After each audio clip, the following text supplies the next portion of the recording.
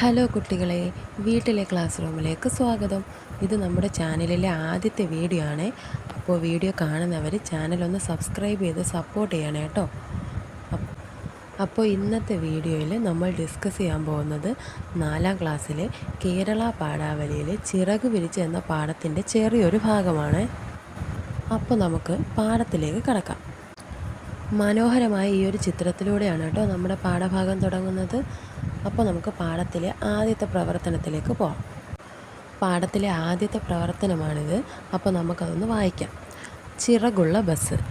വിനോദയാത്രയ്ക്ക് പോകുന്ന ബസ് ഒരു സാധാരണ ബസ്സല്ല. ജനലുകളിലൂടെ പുറത്തേക്ക് വീശിക്കൊണ്ടിരിക്കുന്ന തളർ കയ്യുകൾ അതിനിപ്പോൾ മുളച്ച ചിറകുകളാണെന്ന് തോന്നും. വിഷ്ണുപ്രസാദ് എഴുതിയ ചിറകുള്ള ബസ് എന്ന ചെറിയ ഒരു കാവ്യഭാഗമാണ് നമുക്കിവിടെ തന്നിരിക്കുന്നത്. അപ്പോൾ ഈ ചിത്രത്തിൽ നമുക്ക് കാണാൻ സാധിക്കുന്നത് എന്താണ്? വിനോദയാത്രയ്ക്ക് പോകാൻ തയ്യാറായിരിക്കുന്ന ഒരു ബസ്സാണ്. വിനോദയാത്രയ്ക്ക് പോകുന്ന കുട്ടികൾ ജനലിലൂടെ അവരുടെ കൈകൾ പുറത്തേക്ക് വീശി സന്തോഷം പ്രകടിപ്പിക്കുന്നു.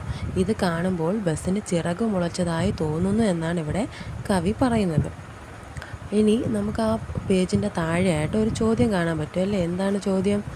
ബസ്സിന് ചിറക് മുളയ്ക്കുന്നുണ്ടല്ലോ, കവിതയിൽ ഇതുകൊണ്ട് എന്താണ് ഉദ്ദേശിക്കുന്നത്? അപ്പോൾ അതാണ് കേട്ടോ ചോദ്യം. എന്താണ് ഇവിടെ ഉദ്ദേശിക്കുന്നത്? വിനോദയാത്ര എന്നത് സന്തോഷം നൽകുന്ന ഒരനുഭവമാണ്.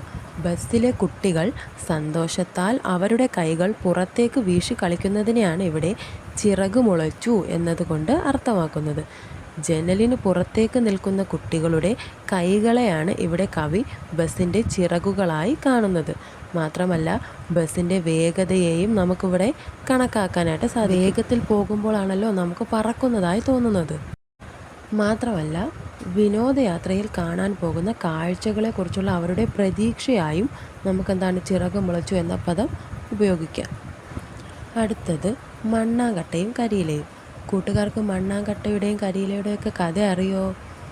ഇത് ഒരു സൗഹൃദത്തിൻ്റെയും പരസ്പര സഹായത്തിൻ്റെയും ഒക്കെ ഒരു കഥയാണ്. അടുത്ത ക്ലാസ്സിൽ നമുക്ക് കഥ പറയാമേ. ഈ ഭാഗം നമ്മൾ അടുത്ത ക്ലാസ്സിൽ ഡിസ്കസ് ചെയ്യുന്നതായിരിക്കും. അപ്പോൾ ഇന്നത്തെ ക്ലാസ് ഇഷ്ടമായെങ്കിൽ എല്ലാവരും ഒന്ന് സപ്പോർട്ട് ചെയ്യണേ.